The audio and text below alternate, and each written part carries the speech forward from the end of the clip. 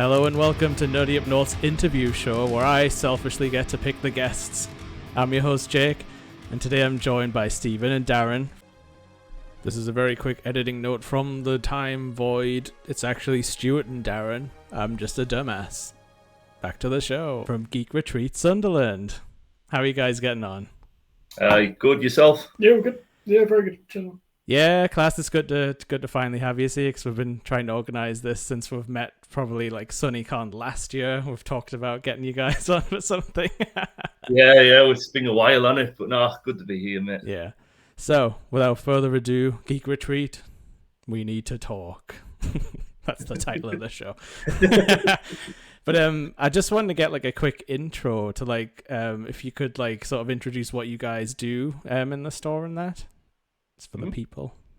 Do that with you? Yeah, of course. So, Geek Retreat Sunderland is basically a social hub in Sunderland city centre for all things sort of geeky interests. We specialise mainly in TCGs and tabletop role-playing games. We also have like a few arcade games as well, board games as well. We're also a retailer, so we sell all the games that we host. We've been around now for about two and a half years, actually just over 2.5 years. Oh wow, that's like younger than I expected for the store. I feel like I've heard about you guys being like centre of the community for a long time. Yeah, I feel like it's been about 10 years. I've definitely heard about 10 years. So it's so being around 2.5 years now, and we're absolutely over the moon with how it's been going, to be honest with you. The community is absolutely amazing, and I don't know, the Northeast in general is a really geeky place, to be honest with you. Yeah, we've definitely found that since getting involved with Nerdy Up North. You just don't realise, because I guess we're all sort of like sheltered in our own ways when we're growing up. Yeah. And then you finally start finding some people and you're like, oh, there's a million nerds up here. yeah, exactly. And Geek Retreat Sunderland was always sort of in mind, because me and my wife Laura opened it, and Darren's been with us for about a year now. We always had in mind I wanted somewhere which I wish was around when I was a kid in Sunderland, if that makes sense. Oh, yeah. So that's sort of what I always had in mind. It was somewhere I wished was about when I was a kid, because there wasn't loads of places like that.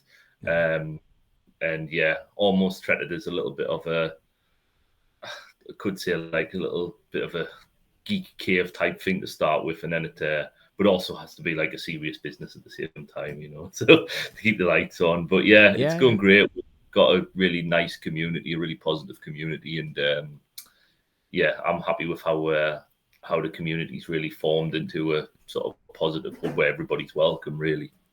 Oh yeah, absolutely.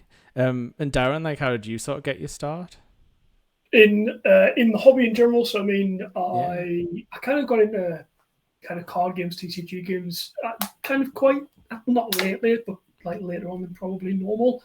I started playing TCGs after I left university, not beforehand, which is normally you see a lot of people getting this kind of the college university scene and go down that route. Yeah, I mean, I started just outside of school, and we were playing with our Yu-Gi-Oh cards on the concrete floor, like outside of our houses, which probably wasn't the best. No play mats. No, Magic I was kind of aware of Magic Gathering. A few friends had like some decks from like the Onslaught kind of era when I was in secondary school, but it wasn't kind of huge by any means. Previous to that, I was a big kind of Warhammer fan, to be honest with you. I grew more the traditional model making side of stuff. So like my granddad, before he passed, was big into model railways and kind of airfix and that kind of stuff.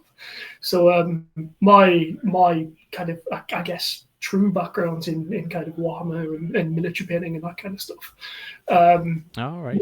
I got through my model making degree and that kind of stuff. I discovered all the TCGs and that kind of stuff after I left uni. So yeah, I guess the miniatures, to be fair. I'm sure that comes in handy though, like in the store, because I was going to ask this, but do you guys have to kind of try and pick some staff where you're like, okay, this guy knows like the Warhammer, this guy knows like the Yu-Gi-Oh and the Pokemon and stuff? Do you have to kind of like put a team together like that just so you can like cover bases, or are you quite happy to have people come in as sort of like game experts and stuff? Yeah, it's a bit of like a mixed one, because we're really lucky with the team we've got these days. They're a really strong team. It's took us quite a while to get there. But we've got a team who are really big into the games, but they're also great at the job.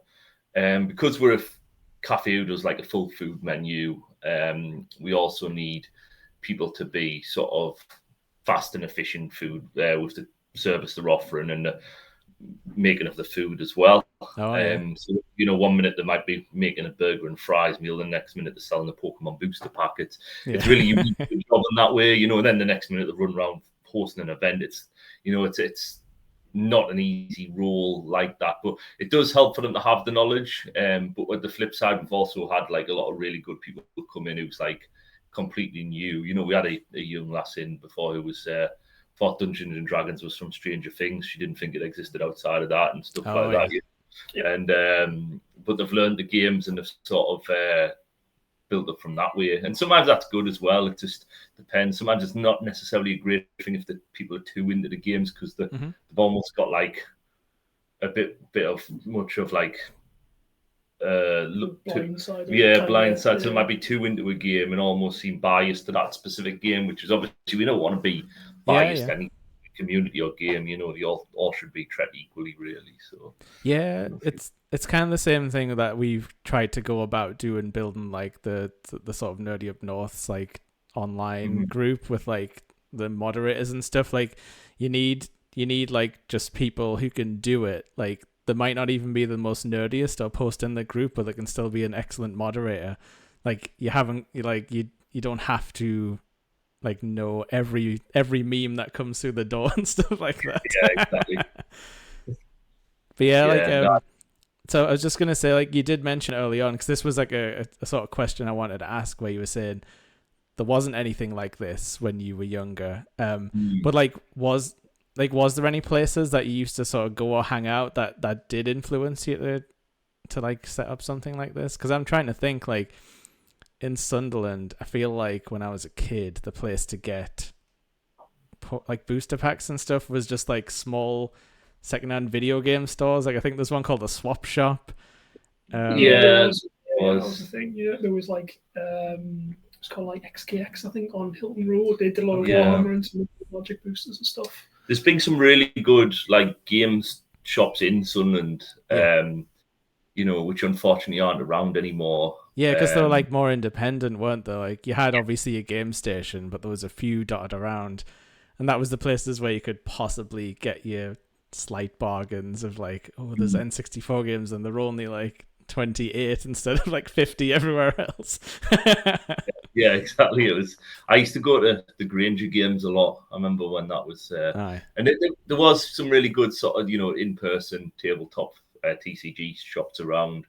And yeah, unfortunately they're not here anymore. But I suppose for me it was like Townsweave. I used to go to Scarborough on holiday and buy dodgy Pokemon cards from a newsagent. Yeah, sort of thing. Something about beach towns and fake cards. Yeah, I was in Spain earlier in the year and I was like looking at Pokemon booster packs and I was like, yeah, this is like so illegitimate. It's ridiculous. But yeah, like when I do want to defend the fake packs, because when we were kids, like that was the only way you could get like 100 Yu-Gi-Oh cards for like I don't know how many pesos. But like they were all stickers where like you could peel the front off, because that was obviously the easiest way for them to make a card shaped thing than actually have hollow on the front. Yeah, like 10 Vs in one pack. Yeah, 10 non-foil Vs in one pack. It's pretty mad. I mean, do you have to watch out for that stuff coming into the store? Like, if like children are trying to trade cards in and stuff like that. Yeah, I was going to say Darren's really good, and he's really good at identifying that. To be fair, it's surprisingly not as common anymore. I think no. I mean, it obviously is still prominent. Yeah, it does still happen. Like it's very rare that we try and get them over the counter now, because they're getting better, like in terms of, I mean, I'll use the term better loosely, like they're still fake at the end of the day, but just like anything that is kind of manipulative or can be manipulated, they're going to get better. They're not going to stay, the same what we were looking at back in the day when, as you said, it was just peelable stickers and yeah. if the backs were pink, you know what I mean? They weren't blue anymore. But yeah, it's not quite as common. I think now with the way that kind of YouTube is and the community in general, especially from the big boom during COVID, I think it's becoming a lot harder to get those kind of cards past people now, regardless of the reach. To be honest with you, yeah, it's like than I was, especially when I was a kid. Like a base set Pokemon, for example. Like yeah. But yeah, it does happen. It's not as common as you said. Like, kind of, I've been around. Well, me personally, and Laura and you yourself, we've been around. Maybe not in this scenario, for example, but we've seen enough cards. Yeah. Across time now that a bad fake is a noticeable bad fake. If you, yeah, and it's usually like the same type of cards as well. Yeah, it's like where did this child get loads of GX cards from 10 years ago Pokemon? It's like, there's no way you would have those now. Yeah. 10 Charizards from the base set. Yeah. We try yeah, exactly. Yeah. We try and keep an eye on it in, like, we do a kids Pokemon club on a Saturday, which is really popular. Oh, nice. And we try and keep an eye on it for the families there. We have to look at it from sort of two different angles, really.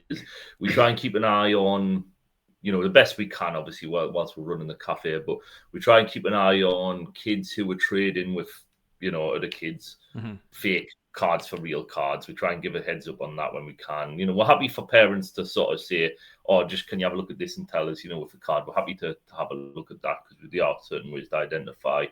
And we also, parents sometimes come to us and, the kid's got a collection they're really proud of, and it's fake. And we'll just give the parent a little heads up and say, look, it's fake. But, like, we don't want to, like, say to the kid, your cards are fake because they want to see them upset, Yeah. Get out. We're like, by the way, like, because you're buying them from, they maybe bought a load of gold Pikachu's on, kind of from Spain when they were on holiday or something, and we're not going to say that to the kid directly, but we'll try and give the parents a heads up and just be courteous and obviously help protect them a little bit when it comes to trades, because we don't want to see a kid who's got like a £100 card trading with someone who's got a £100 card but it's actually fake, so yeah, I think, like, it's usually like if a trade seems too good to be true, it probably is.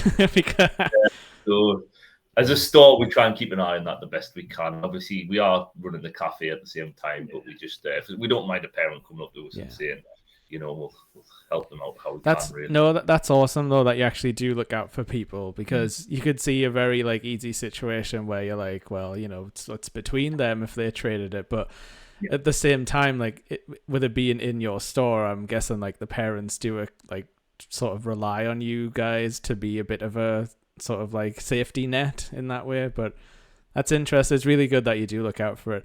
I've definitely like been at pre-release events before where they'll say like, no trading with the children unless like one of us is kind of overseeing the trade. Because it's not just between kids, because you get some weird adults who also try and rip the children off. Yeah, we definitely keep an eye on that. We're more so all over that as well, because that's we don't want adults ripping kids off, which is just definitely something we don't want to see in store, and it's not what the environment's about at all. But so I absolutely love, like, when you're at these kind of events, that's more of like an all ages thing, or you got like your juniors, your seniors, your masters and stuff. And like, I just love the excitement level that the kids bring to like they've got their own binders, and it's like, and then they see yours and they're like, "Whoa, you've got like 3 Urshifus," and I'm like, "Does anyone care about Urshifu, the Pokemon?" And like, we love him, and it's like, oh, there's the next generation for you. Like, whereas we're getting stuff and just going like, I guess it's like binder fodder, and they're like, it's my favorite card. It's just awesome to like see that like the next generation's still like just as excited as we were back then. No, I totally agree.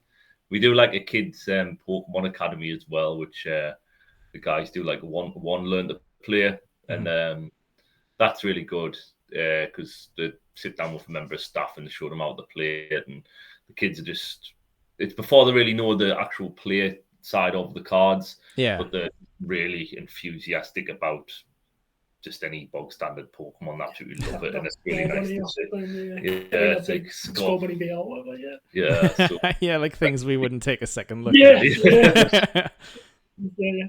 nice to see the enthusiasm there. There's a lot of parents whose kids are into Pokemon, and they're like, we hear a lot like, oh, we have cards, but we don't know what to do with them type thing as well. Like my kids got loads of Pokemon cards, and I don't really know how to play or what to do with them. So we like sort of showing the kids, really introducing them to the hobby like that as well, which is good to see. Yeah, I see some stuff like that in like the Facebook groups where people are like, how do I make a deck? And it's like, oh yeah, like if you've never messed with that before, like that's like absolutely daunting. So, like, yeah, of course I mean, to be fair, I just follow lists from online like these days, but like, yeah, like I think I had to look, like we just started on Yu-Gi-Oh! Like I would have loved if there was someone to like sit down, have a one-to-one, show us how to play, because we just had to watch the anime to try and learn the rules, and it was completely different. In Minefield Territory, watching the anime. Yeah, for sure. Yeah. Even the life points were totally different in the anime, so like that was he had a massive stumbling block. So yeah, like just kind of on that subject of like getting like new people into stuff, like what's some like advice you would give people to like if they want to get into like card games or like tabletop role playing, like I know like you guys like have events on, but is there any kind of like, I guess, attitudes you should bring, if that makes sense, like any like mindsets you think people should approach stuff with? You go first, Darren. So learn plays, as Stu said, is something we're big on in store. We try and cover as many games as possible. You know, Yu-Gi-Oh, Magic the Gathering, Pokemon, Digimon, Flesh and Blood, for example. I think the biggest thing, if you are kind of two sides, I guess. If you're coming in from kind of our side, teaching somebody how to play, the last thing you want to be doing is overloading them with every single interaction in the game from the start. You almost want to look at the game as in a very base level, and I don't mean make it boring and slow. I mean, what do you actually need to do to play the game? Pokemon, for example, you play one energy turn, you can bench basic Pokemon, you can move Pokemon around or whatever. Magic the Gathering, you play one land, you can cast a spell. This is how you cast a spell.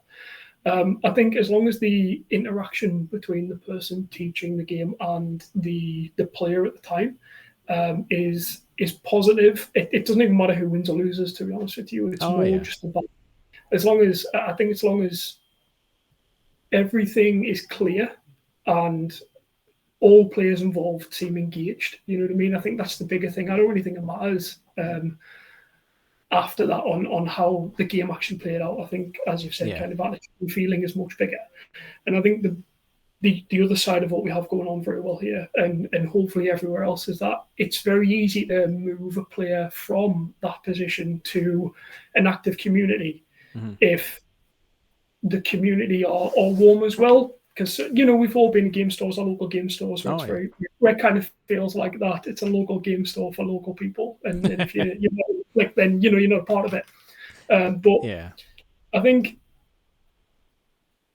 it's just more about kind of the making sure that when you are going through those basic things, it's the basics to teach them. You're not trying to force the stack down their neck. You're not trying to explain chains and you on day one. You're not trying to field centers in stadium cards in Pokemon. Like, they're not really relevant when you're teaching somebody how to put an energy on a Pokemon. And I think that's the first thing you've got to remember is that if you're coming in day one to this, as soon as you give anybody that first kind of breath of anything new, if they have any interest, they're going to run away with it regardless. Passion is massive, especially in card games and role-playing games and miniature games as well, for sure. You show somebody how to paint a Space Marine blue, and then they're going to run away and find out how you do the gold bits as well. Does that make sense? Yeah, totally. Completely. And then I think the other side of that is the player coming into the store again for the first time after that experience. I think you have to, or I feel, and Stu, Laura, and the rest of the staff as well, we feel that experience shouldn't just end with the member of staff that we're talking to at the time. I think the member of staff re-interacting with them and then introducing them to the community, making sure that they are welcomed by the community is a bigger thing. As I've said, it avoids that whole local game store for local people kind of idea, if that makes sense. Yeah, no, that's awesome to hear, because I think that's kind of what I was you kind of turned my question around in a way, like, which is good though. But what you're saying is like you guys take like an active interest in what's happening, which I think is much better than kind of relying on the players to sort of find themselves. But no, that's good to hear that, like, you know, you guys will remember the people and be like, oh, you know, these guys are playing Magic. Do you want to like sit in, or like, are you okay to have this guy sit around and like maybe play a game? Because like that's the daunting thing. Like, if you don't go into a game store with your friend who plays the same game, you kind of might just sit there and be like, well, I don't really want to interrupt this 4-way Magic battle that's happening. But it's good that you guys might sort of like try and engineer that a bit. Like, I do really like that. Yeah, it's like being open-minded as well. As you know, Lacana is a really good example with this. Is, you know, Lacana's a game that's based on Disney, classic Disney characters at the moment. The current setup, the first set is anyway.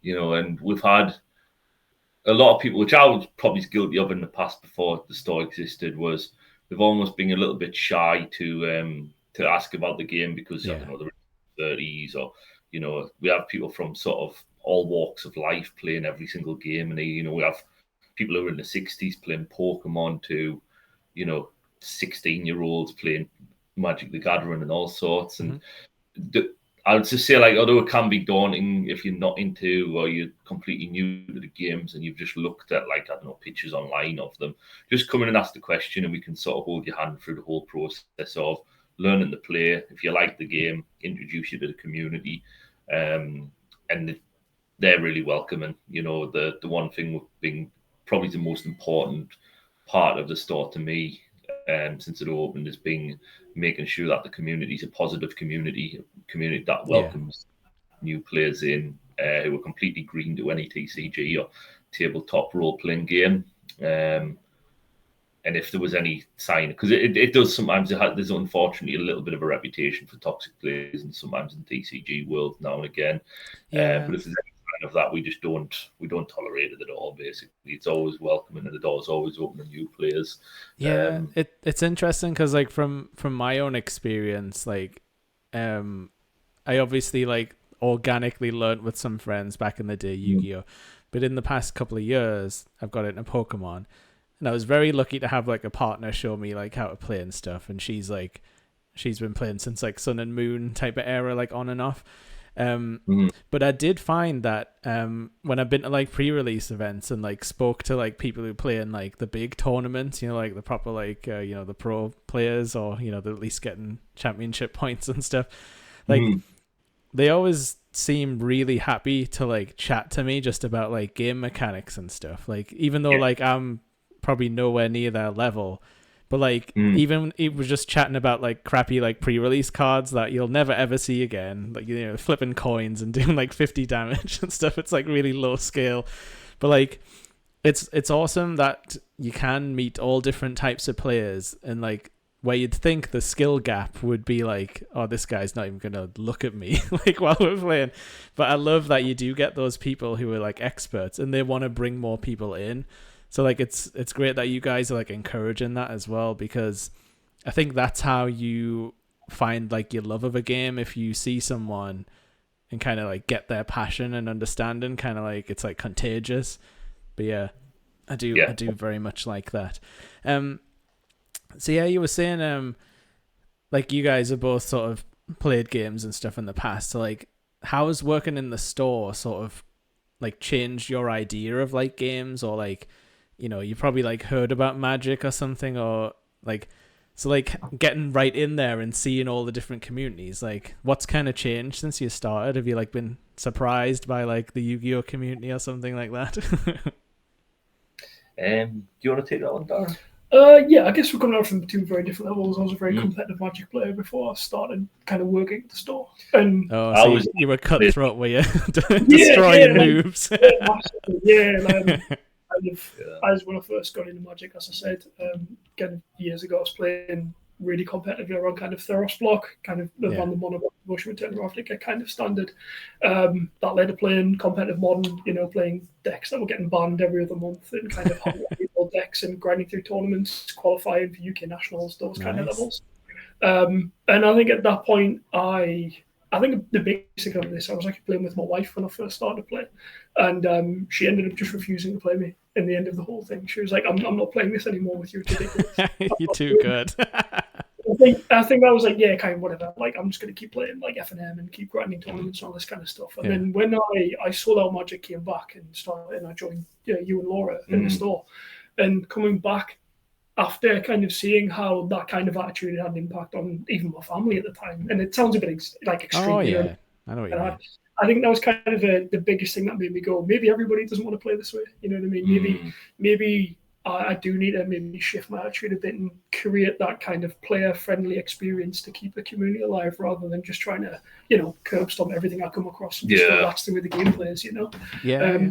I think, kind of turning myself back and kind of making sure the community is the biggest part of the game rather than the game itself, I think was one of the biggest things that kind of hit for me, I think, as a competitive player, coming into an atmosphere that wasn't necessarily always about the competitive scene and wants to have an active community and keep things healthy, if that makes sense. Yeah. If that answers my side Yeah, of things. yeah, definitely.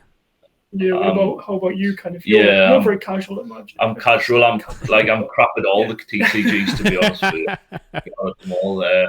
I've been beat by 12-year-olds at pre-releases for Magic. I'm really like sort of casual level. I'd only played like a little bit of D&D really before opening the store.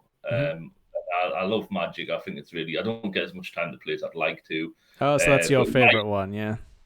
Yeah, Magic's probably my favorite. I enjoy Yu-Gi-Oh as well, and Pokemon. I've enjoyed more the sort of Switch game and collecting. But as a store owner, it's really unhealthy for me to collect personally, because then it's like Tony Montana style. He's sitting there with loads of Pokemon cards on your table. I've never thought about that angle. Yeah, so don't get high if you own supply, as it were.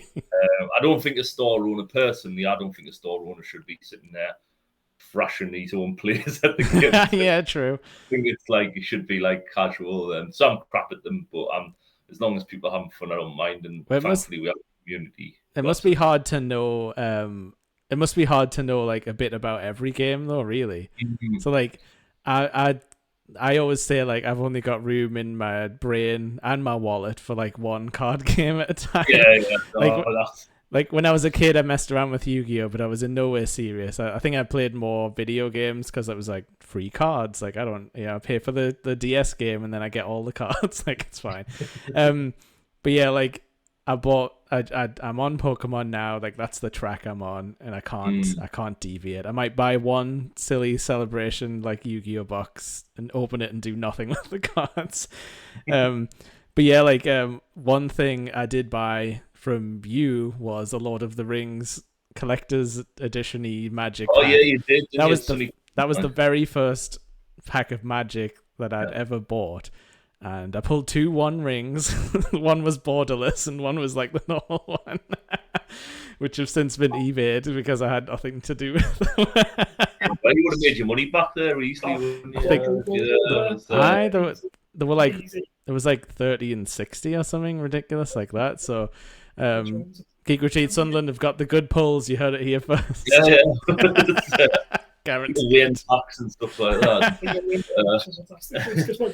How did you find that? Because it was, to be honest, like that to me, like that put Magic on my map. And I have friends who play Magic, and I've tried one like deck where it was like about creating a bunch of rats, and I just didn't understand it at all. But that's beside the point. Like, how did that One Ring thing like affect the store? Like, did you get new people in, like buying up all the packs and stuff like that? Yeah, so Wizards have been really clever lately. Although I know they've sort of become under a little bit of stick for certain, things. They have been really clever in terms of certain sets have brought out with Lord of the Rings. It brought this whole Universes Beyond sagas out, where it started with the Warhammer 40k last year, the 40k Commander decks. And then obviously the Lord of the Rings was the first full Universes Beyond set. And it's essentially Magic's way of saying we'll make a set in any universe, really. And there was a lot of interest from new players. The packs that the One Ring could be pulled in were collector boosters, which were quite a high price point. Oh yeah, just a little bit. And they're only available in there, but they're sold really well still. And I think you might have bought your pack just before the One Ring was pulled. Yeah, I mean, it took a couple of weeks, I think, but yeah, it was pretty short lived. I was actually like your last pack at the stall as well. Yes, you were. Yeah, they were good though because they had like other things in that were also. The artwork was incredible. Like I think that's what some people weren't understanding, that it wasn't just about the ring. Like they'd put so much work. Like I think I saw a little interview with the art director as well, and you could tell he was like super passionate about Magic and Lord of the Rings. Like so, like they put the work in. There was like tiny references and like the card text and everything. I know some people got weird about character like redraws and stuff, but like there was never like anything set from the books. But I thought it was fun. And I love like even the silly like land cards like for the Shire, like they look awesome, like with the map. They were really cool. Yeah, they're doing Doctor Who later in the year as the next sort of universes beyond visits. So that'll be good. I hadn't heard of that, but yeah, people will enjoy that very much. Commander decks and doing serialized Doctor cards, so you can get like 100. Yeah, so it's whatever number the Doctor was plus 100. Yeah, so one of like 14 would be like 100. So oh wow. Yeah, so you could. Is David Tennant the 14th Doctor? I think so. Yeah, I'm not a Doctor. I feel really bad. I used to love Doctor Who, but no, I've seen the Tennant stuff, and I think and the Eccleston. Oh, that's awesome! I want an Eccleston card now. The Tennant were my guys. I sort of.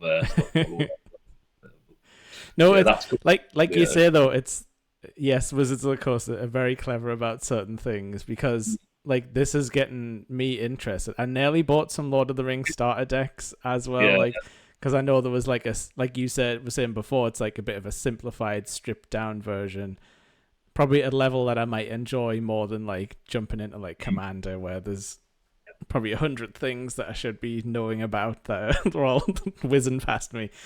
Exactly. And I remember like they've even like gone the other way with D&D and like crossed like over both ways, where you can get like campaigns and Magic settings and stuff, can't you? So like in the car and things. Yeah. So all that stuff, like it's an interesting way to bring your communities together, which, like you say, is weird when they're doing some other stuff on the side that annoys people. But I guess that's it. Yeah, exactly. And I think all the games are. I was going to say top 3. I should say top 4 now. We've got the Carters like joined as probably one of the big guys up there as well. They're all sort of strong performing games as well, and they all do really well with set releases in general and sell really well. But they're all sort of played in store quite a lot every single game, which is the main positive thing we like to see. Is it's good that a set can perform well from a sales point of view, but bums on seats, people playing the games, and the community's growing like that is probably our main focus, and that's what we see a lot of as well, so that's good to see for all of them. Lorcana, that's like brand new. Like is it even like officially out yet to buy boosters? So LGS's local game stores got it last Friday, was it? Yeah. 2. Yeah, so we got it from the 18th of August. We had it on our shelves. So local game stores, like organised play stores and such, could sell it from then. So you guys got it first, and then the retailer, like the big box retailers, will get it sort of second. Yeah. Oh, that's awesome. We've never seen a product sell so fast. I'm excited about it. We've got the Lorcana adults play on a Thursday night, and we do kids clubs on a Sunday morning. So it's not like clashing with our Pokemon kids clubs, which we do on a Saturday. So you've had to like crowbar in some extra clubs. Events. You don't just want to jam all your kids clubs on the same day. Yeah, it'll be chaos. Yeah, exactly. It's like kids. There's a lot for kids these days with them as well, because we've already got kids D&D on a Sunday as well. So it's like, I don't know. If a kid likes Pokemon, Lorcana, and D&D, they're going to pretty much spend most of the Saturday and Sunday in store.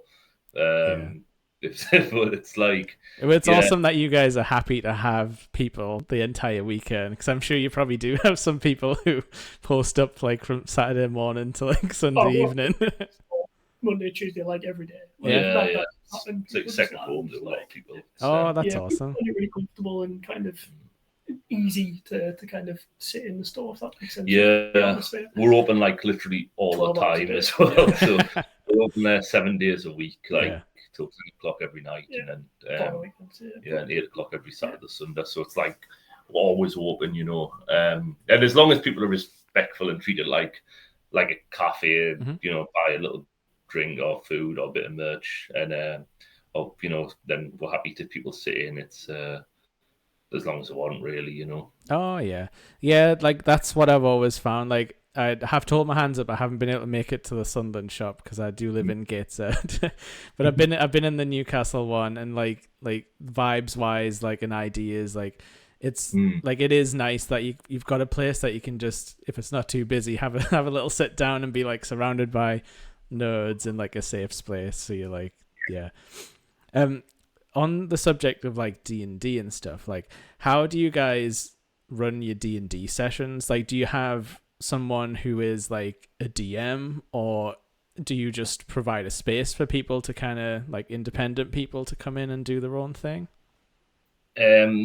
So we do both, really. The way we do it is there's the learn to play D&Ds, which are on a Sunday. Kids is from 12 on a Sunday, and adults is from 4 on a Sunday. We have a DM who hosts them, a wonderful guy called Chris, who's been doing them for ages for us now. Chris, but really, shout out to Chris. By the way, amazing DM as well. Everyone who vouches for the store. A lot of screaming kids who want to kill each other in D&D. Yeah, literally and figuratively. So, and he does our learn to plays for us. We also host D&D sessions, as in people can come in. We've got this D&D room that Wizards of the Coast helped us get. Yes, I was going to ask. So free stuff, and that's awesome. So it's a bit like a little tavern or like a little house. Kind of, like a we went for like Feywild, which is Enchanted Forest, and we've got this that they can use. The way we do it with D&D is you can use the space in the daytime for free up until 5 p.m. and after 5 p.m. it's £6 a person, but that includes a free drink. Just because like the nights are so busy and table space is like more valuable on an evening. And then in the daytime you're welcome to come in, like during the week in the daytime, welcome to come in and just use the space. And as long as you might treat it like you would if you went to a Starbucks or a Costa, buy a drink or something to eat or whatever, really. Stu's knocked the centre and right. That's all right. Perfect. Or on weekends, it's also a charge as well, because again, it's sort of generally fuller on a weekend of £6 plus, but you get a free drink there. But the hosted ones are the ones that Chris does, and then, like I say, people can come and play their own sessions in store. And if you want to learn any of them, but we're also happy to do like any ad hoc stuff. Like if you wanted to learn how to DM, we can probably set you up with like a one-to-one with one of us, because we've done a fair bit of DMing before as well, to sort of teach you how to run your own game or teach you the basics. But D&D in general. Yeah, D&D in general is like just about not overcomplicating it, in my opinion. Because if you do, it's just like completely like, Yeah, don't worry about finding the bread for your day. It's fine. You can exactly. The DMs almost got to kind of like smooth over like all the information that comes into them. Like a player will say something, and you have to try and like translate it into like. Yes, roll a dice and we'll like I'll figure the rest out in the background. Baldur's Gate 3 is obviously coming out soon. Well, it's out on PC. It's very big, We're going to see probably a bit of in-person interest from that as well. Absolutely. I'll be locking myself in the shed and not seeing Laura for 6 months for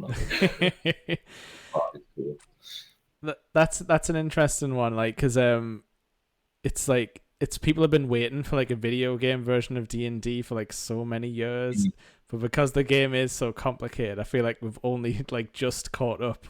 Like game mechanics wise, like video games. But like, is that something? Did you guys play D&D before you started the store, or were you like thrust into that world as well? Like when you started out.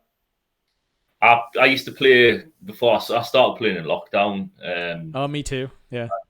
Yeah, and I was playing via a camera in lockdown, locking myself in Same. in my little room, and like with a crate of beer normally, and then coming out 12 hours later, and Laura would be like, where you been?" I'd say, "I've been pretending to be a goblin for orc for like 12 hours." Yeah. My first character was orc as well. Yeah. I was half orc, but bard I was. Which I don't really think I fought it out very well. But yeah, I think I just played for years. Yeah, I've played a lot. Played a lot of D&D, Vampire the Masquerade, Werewolf the Apocalypse. Yeah. So Cyberpunk, Travel. Yeah, I've played a fair bit. Yeah, before. when you start listing them out, you're like, oh yeah, actually. Yeah, I'm like, I'll stop. I tell you what.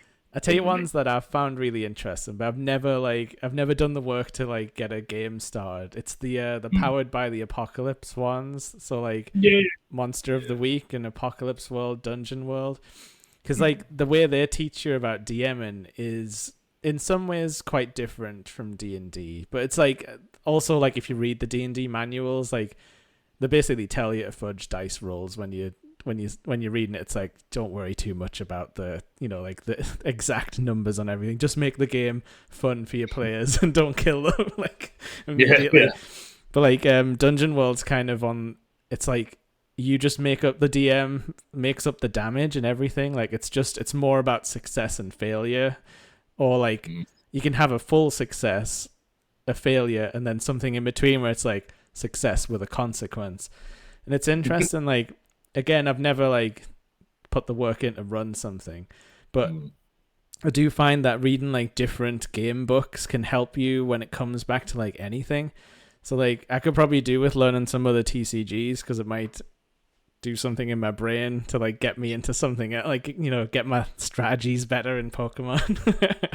Yeah, no, I get that. I get where you come from. But it's awesome that you like encourage people to like, and like I suppose because everyone's like sat around, like you'll probably overhear some stuff and be like, that looks interesting. Like that's another great thing about the store. Like you can see like a Magic game. It's like, why is four people can play Magic together? Like what's going on over there? Yeah. No, definitely 100%. But yeah, like so yeah, I think like the only thing left I had to ask is kind of something we've touched on, but like, so if someone kind of came up to you independently, like, a friend of a friend was like, how do I like get into stuff? Like, so from what we've said, like your advice would be like to join the clubs and stuff. That's like a very good way in, like your guys' clubs. Yeah. Yeah, would basically like, because I think sometimes what people don't realize is that it is just a normal functioning cafe as well. Yeah. So you just like literally just walk in, buy coffee and some food. Yeah, because they're like our coffee and food, and if you have an interest in like playing any of the games, then best thing to normally do is just drop us a message, or come along to the counter and tell us sometimes you're free, and we'll communicate with the team. We've got different team members who sort of are good at teaching certain games, and they can sort of just arrange to meet up with you one-to-one, free of charge generally, and show you how to play a game one-to-one. We charge for the D&D Learn to Plays because it's generally like groups. Then we've got sort of DM. It's a little bit different. It's about a 4-hour minimum. Yeah. Sure. Yeah, and we've got like decks that people can use in the store, so like starter decks. Oh, that's awesome. So you don't even need to like have your own cards or anything. No, we've got like Learn to Play decks, and then we sell obviously the decks as well, so you can sort of almost try before you buy with the TCGs. We've got starter deck, try it out. If you like it, then you can go and buy a starter deck straight away as well, because we've always got them in stock. So. It's awesome to hear that like you guys put so much effort into like the community building aspect, because like I understand what you're saying. It's like, they might check it out and like buy a starter deck, but like I'm just like happy to hear that it's not just all about like money and sales. Like you're actually spending time like getting people in for like almost free of charge. Like that's just an awesome thing to hear, because I think the money in like trading cards especially can put people off, like especially parents, where they're like, I've got to spend how much to get them this thing, and it's like, well, at least he can try it, because to be honest with you, you could hate the game when you get into it. Yeah, no, you're totally right. And yeah, but it's awesome that you're like willing to put that effort in, because I'm sure like some places like absolutely wouldn't, if you know what I mean. So it's like, it's really good to hear. It's almost like charity. yeah, exactly. It's like just on your point there as well with the cost side of things, is I think with trading card games in general, the sort of as expensive as you want to make them, really. A parent can sort of pick up a £10 starter deck for Pokemon, and the kid could come and play every week with that £10 starter deck from Pokemon if they wanted to, and just upgrade now and again if they want to, or just forever keep it as that starter deck. Yeah. It's completely their call. And same with every other game that we do. And thankfully, because the community's not too meta or hardcore in terms of, there'll always be people, there is obviously a meta side of the community, the side that want to be more competitive, but because they are welcoming to everybody, then it's not, they're always going to be able to come along and just play with that starter deck. And if cost is an issue, it's not going to be a case of they have to upgrade just to keep up with the crowd. The crowd's always going to be happy to play with them at that pace, if you know what I mean. I think like you'll usually find as well, if you get into like a friend group of people with cards, like people will just give you cards if they think you're missing something like crucial, and they've got some spares lying around. Because like you say, like the card games, well, certain ones, I guess, like Flesh and Blood, I think is pretty expensive, but most card games, your deck's full of maybe like 40 or 50 like £1 or less cards a lot of the time. So people are usually quite happy to chuck you like, oh, you need a couple of more like professors research in this one and stuff like that. But yeah, like the money's, like you say, it's a bit of a as much as you want. Plus you could be one of those guys who wants to fill your deck with gold cards, which is its whole other thing. yeah 100%. Some people want to do that as well, but it's like I said, it's as expensive as you make it. And we sell boxes of 10p cards as well. People, it's a really common thing, especially during the holidays, where parents just bring the kids in to look through 10p Pokemon cards, and it keeps the kids quiet for an hour, and the parent enjoys a coffee while the kids like that for an hour. That's a common thing, and it's a really good way to get the kids to shut up for a bit as well. Yeah, and honestly, like Pokemon, more than any card game I've played, is one of those games where like 9 months into like a rotation, someone will be like, oh, but you need this Empoleon from Chill and Rain, like that's the only counter for this new deck, and it's like, what? Like that bulk card I got rid of like 9 months ago. Like, oh, I need it now, do I? Okay. So it's always fun to like have those little like stacks of cards, because you never know if there'll be like a hidden gem in there that suddenly becomes like the linchpin to like a whole new like archetype. Yeah, exactly. But one thing I was going to say as well, like, how is your like tournament scene? Like, do you kind of run your own sort of like tournament brackets, or is it more that you have to take like the official tournament rules and stuff? Like, I was just wondering, like, for my own interest, how you guys did it. Yeah, do you want to take that one, Darren? Yeah. So in terms of we are organised play for every event that we every game, sanction. Yeah. So we do follow kind of the organised player structure. But truthfully, there's very few of the organised player systems that still don't give you a bit of freedom in what you run, if that makes sense. So basically, as long as the event is reported through the organised player system, truthfully, that's the biggest thing that matters to the companies, because that's what they track. Obviously, with the likes of Magic the Gathering, Pokemon, there's multiple formats you can run. So you can run Commander, you can run Draft, or you can run Limited, or you can run Sealed, for example. So I mean, what we'll normally do to try and keep things fresh is just rotate kind of the events that we run. So, for example, we will run Yu-Gi-Oh locals twice a week, for example, but we will run store championships and qualifiers whenever we get a chance. Now, what that kind of drives is that you still have your local level crowd, but if you do want to play something a bit more competitively, you can jump into the store championships or the more competitive levels. But if you're not into that, you can just play, locals and just play, a much more, not reserved, because obviously it's still a crowd at the end of the day. There is still going to be two extreme ends to the crowd, but on average, your average player isn't going to be the guy that's trying to top 8 nationals or top 8 worlds, for example. But you can still have fun just randomly showing up, because I've done it before. And oftentimes, you'll play a few games. Like I think I've won like one set and got kind of destroyed the other two, but I got some prize packs at the end of it. Like I was happy. Like it was a few quid in. Like it was a good laugh. So that's exactly it. We do. I call them our bread and butter events, which are like every week we have our events for our core events. So if anybody ever wants to know what they are, they can get like an event schedule in store or they're published onto the Facebook and Instagram every week. But so we've got them for all the games that we host, which is nearly every TCG, to be honest with you, and also tabletops. But then we also do like special events as well for, like Darren said, the store championships. We do Pokemon League Cups and League Challenges and all that stuff as well. If you want to, I can give you a little walk around the store with a camera if you like. Yeah, we should. I should probably try and come for an event. It's just getting there after work half the time. Yeah, of course. But I'll make it my business to get to some kind of Pokemon event with yous. I'm 100%. I think we're doing our league challenge this Saturday. It was last Saturday. We've got League Cup this in September. Not this Saturday. The Saturday after. Oh wow. There's a League Cup.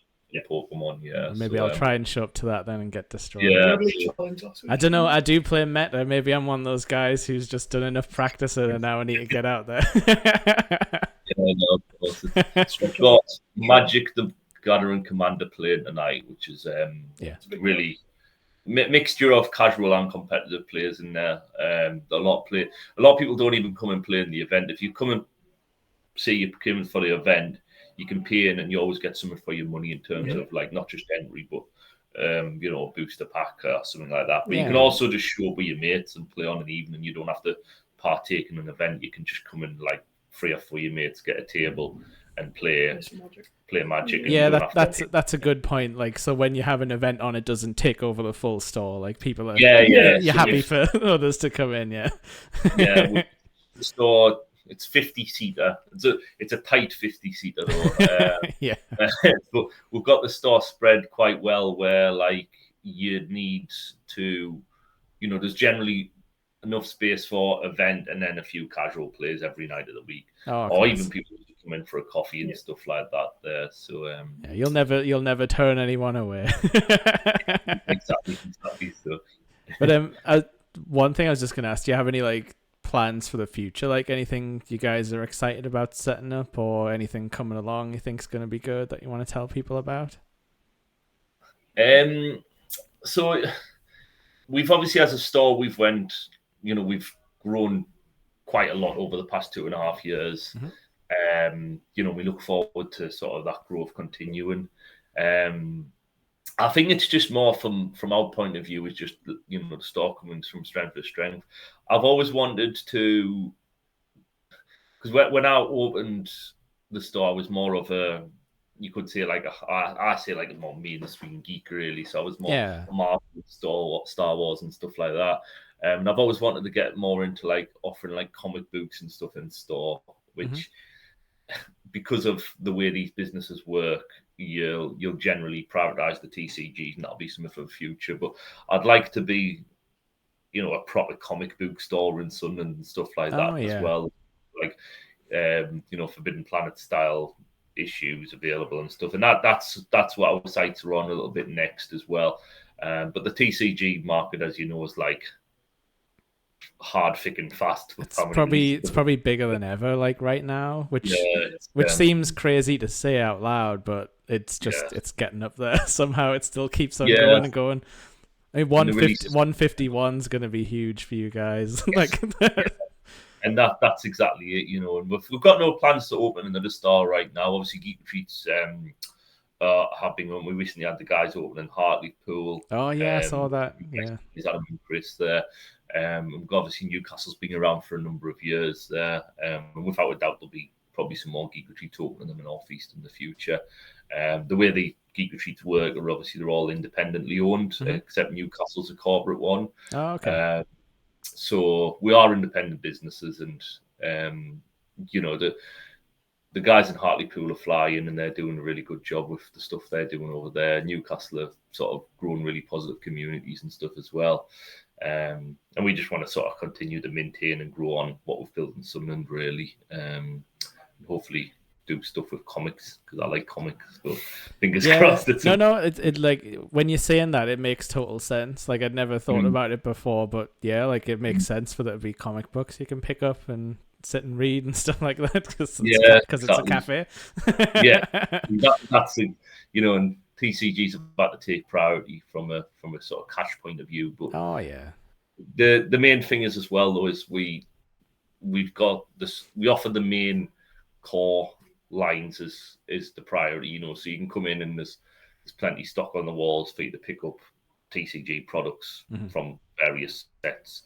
So we always make sure the availability is there for you to actually buy the games in store as well, support the store. And you know, if you're here, you can pick up a few packs to upgrade your deck and so on and so on. Yeah, I mean, I'll be along to look at your binder as well and see what hidden goodies are in there. I had to sell my Pokemon one. I had something called the Pokemon Meltdown when we first started. When probably about 6 months old as a store, and I just started spending loads of mine and Laura's personal cash on Pokemon cards, and then Laura was like, "You're gonna bankrupt us buying all these Pokemon cards," which is why I referred to Montana. I was literally like him sitting in his office, just like. You're like, but the store's doing really well. It's my money. You can't be buying all our own stock, so I stopped doing that, and then I was like, it's not healthy for me to collect them. You know what I mean? That was during when celebrations and stuff came out as well. Yes, that a lot of my friends who I've met like since who've been into like Pokemon longer than me, they've got a lot of celebrations bulk sitting in the house. It was only a 25 card set or something, wasn't it? So so one of my friends has just got like a little one of those mini portfolios full of like the promo cards, you know, from all the boxes he's bought, just like Mimikyu, Hydreigon, like all the same ones over and over again. But no, that's awesome.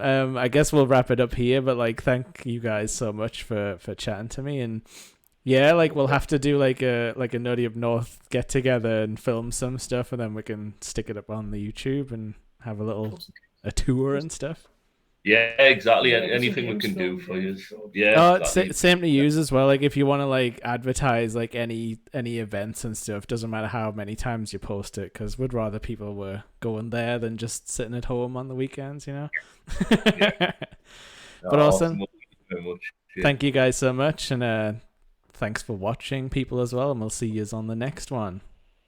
Awesome.